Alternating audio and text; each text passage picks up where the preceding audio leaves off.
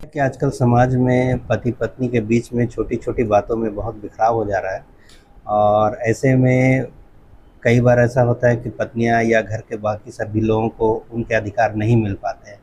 वो कोर्ट के शरण में आती हैं और अपना मेंटेनेंस केस करती है। तो कब कब और कैसे कैसे कोई कोर्ट में मेंटेनेंस के लिए अपील कर सकता है या उसी तरह का केस दायर कर सकता है?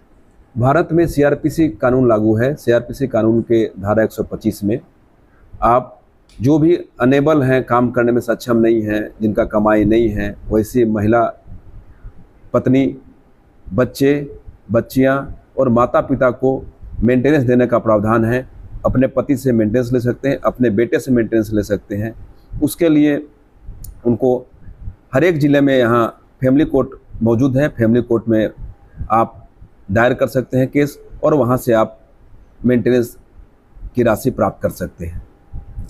ऐसा भी देखने में आया सर कि कभी कभी किसी का पति का देहांत हो जाता है और परिवार के या ससुराल वाले जो है अपनी बहू के साथ बहुत ही गलत अमानवीय व्यवहार करते हैं।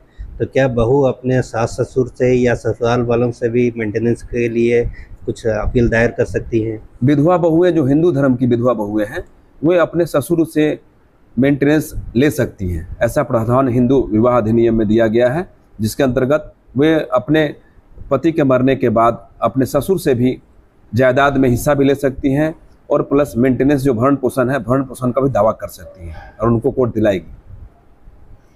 कोर्ट जो ऑर्डर पास करती है मेंटेनेंस के लिए तो क्या देखती है?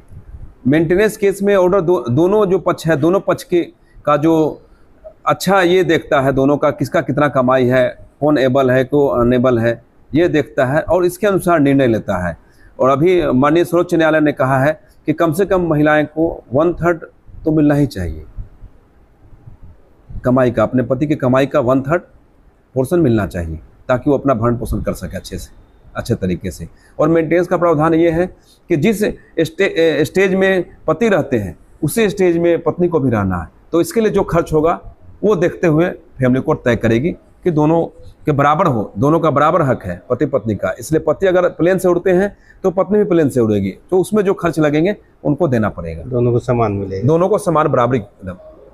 मेंटेनेंस किसको नहीं दिया जाता है? मेंटेनेंस वैसे पत्नी को नहीं मिलेगा जो पत्नी अपने पति के रहते हुए दूसरे गैर मर्द के साथ निवास कर रह रही हैं या इलीगल तरीके से वो अपना उनके साथ संबंध बना के रखी हैं। तो वैसे लोगों को जो जार कर्म बोलते हैं, एडल्ट्री बोलते हैं, एडल्ट्री में अगर निवास कर रही हैं तो वैसे महिलाओं को सीआरपीसी में वर्जित किया गया है, उनको मेंटेनेंस नहीं मिलेगा। क्या कोई मेंटेनेंस के ऑर्डर पास होने के बाद उसके खिलाफ कहीं